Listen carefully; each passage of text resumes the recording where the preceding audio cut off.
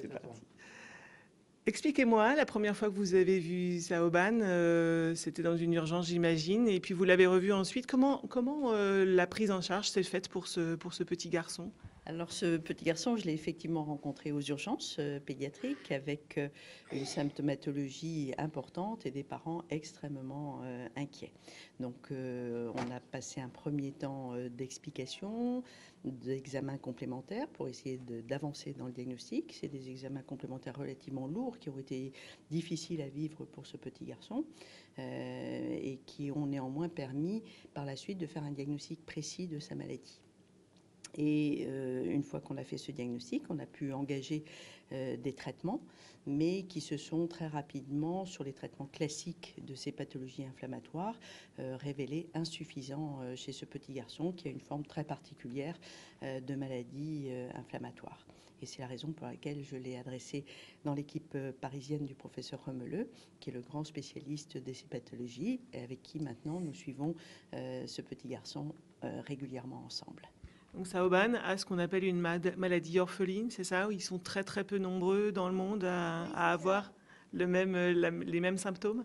Alors, effectivement, il a une maladie un petit peu particulière dans un groupe de maladies qui n'est pas une pathologie orpheline. Si vous voulez, les maladies inflammatoires sont des maladies qui sont bien connues, qui sont fréquentes, notamment dans les pays occidentalisés. Mais à l'intérieur de ce grand groupe de pathologies inflammatoires, il a une forme très très particulière et qui, elle, effectivement, est beaucoup plus rare et nécessite qu'on puisse encore faire des progrès, notamment dans la recherche et la prise en charge thérapeutique. Je sais que Julie m'avait dit que les premiers mots posés sur la maladie étaient une forme de soulagement pour eux parce qu'évidemment, poser des mots, et même pour le petit, ça a été un moment important. Vous vous souvenez de ce moment-là où enfin ils ont pu comprendre véritablement ce qui se passait? Oui, bien sûr. On a eu tout de suite avec Sauban une relation très forte, y compris d'opposition, parce que la gestion des examens paracliniques a été très compliquée au départ, à juste titre, puisque ça représentait une agression pour ce petit garçon. Et en même temps, je savais que c'était très important de les réaliser. Et donc, nous avons fait un chemin ensemble avec une rencontre très forte, je dirais, avec ce petit garçon et sa famille. Mais je crois qu'effectivement, ces enfants qui présentent beaucoup de signes que les gens ne comprennent pas, que les médecins ne comprennent pas, qui sont pris ponctuellement, au moment où on arrive à rassembler et à donner une cohérence avec un diagnostic précis, c'est à la fois un soulagement et à la fois une inquiétude, parce qu'on n'annonce pas une angine, un traitement d'antibiotiques de 8 jours, et puis tout va se régler. Donc il y a à la fois une partie soulagement, parce que ça y est, enfin, on a compris ce qui se passait, on sait ce qu'il a, on va pouvoir agir, et en même temps, on débute un parcours du combattant compliqué, parce que c'est une maladie complexe, lourde, et encore une fois, dont les traitements à l'heure actuelle existent, mais dans sa situation particulière, ne donne pas encore tous les résultats qu'on pourrait escompter pour qu'il ait une vie de petit garçon standard. Ça veut dire qu'il faut que la recherche s'active? C'est très important que les travaux de recherche se poursuivent. Elle existe, la recherche, hein, c'est indiscutable.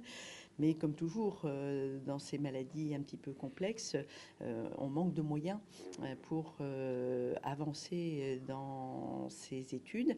Et le projet d'association et l'association qu'a monté la famille de ce petit garçon est fantastique et formidable. Et on ne peut que les encourager, parce que la recherche, ça coûte très cher.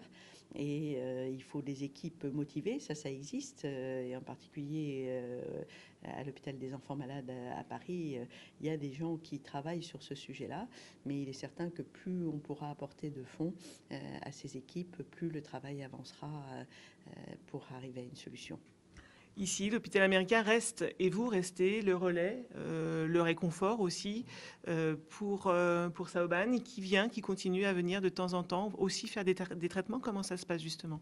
Oui, tout à fait. Il y a une très bonne entente entre les enfants malades et l'équipe de l'hôpital américain. Nous nous connaissons très bien avec le professeur Remeleux, et donc on essaie toujours de faire au mieux pour les enfants que nous prenons en charge en commun.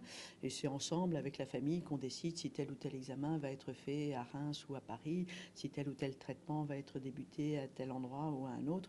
Donc ça se passe, je pense, très très bien.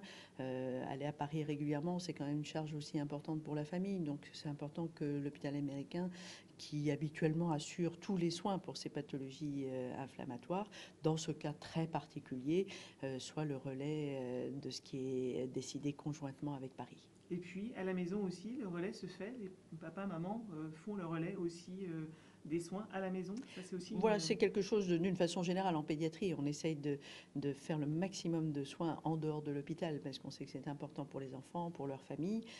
Mais c'est vrai aussi que ça dépend de l'engagement des parents. C'est pas toujours facile de faire une piqûre à son enfant. C'est pas toujours facile de gérer les choses à 100% à la maison.